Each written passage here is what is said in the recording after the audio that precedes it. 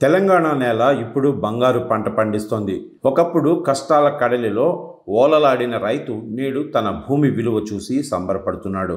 రాష్ట్ర వ్యాప్తంగా భూముల ధరలు ఆకాశాన్ని అంటుతున్నాయి.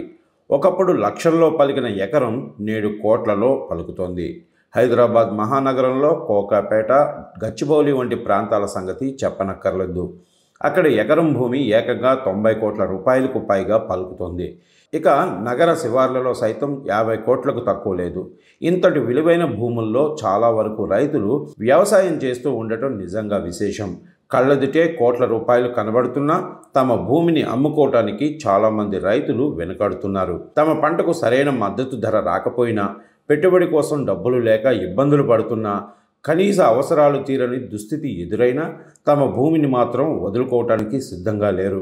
తరతరాలుగా వస్తున్న ఆ భూమి వారి గుండెల్లో ఒక జ్ఞాపకం, ఒక అనుబంధం. డబ్బుకు ఆ బంధాన్ని తెంచుకోవడానికి వారు ఎంతమాత్రం సిద్ధంగా లేరు. హైదరాబాద్ నగరానికి సమీపంలోని హయత్ నగర్ దగ్గర కుంట్లూరు ప్రాంతంలో అయితే ఈ దృశ్యం మరింత స్పష్టంగా కనిపిస్తుంది.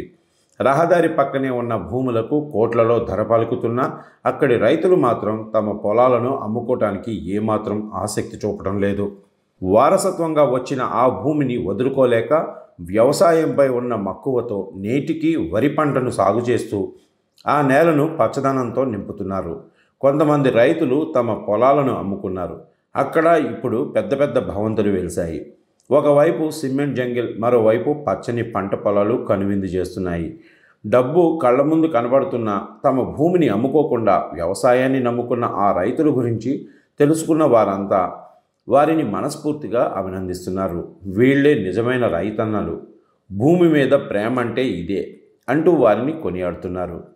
నిజంగా ఆ రైతులు తీసుకున్న నిర్ణయం వెలకట్టలేనిది. డబ్బుతో కొనలేని అనుబంధాన్ని వారు నిలుపుకున్నారు. భూమిపై బంగారం పండకపోయినా నోటికి చేరే ముద్ద కోసం చేసే వ్యవసాయమే బంగారు పంటగా భావిస్తున్న ఆ రైతన్నలకు హ్యాట్స్ ఆఫ్ చెప్పాల్సిందే.